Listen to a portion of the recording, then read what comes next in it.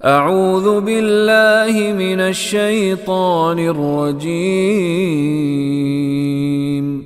बिस्मिल्लाहिर रहमानिर रहीम।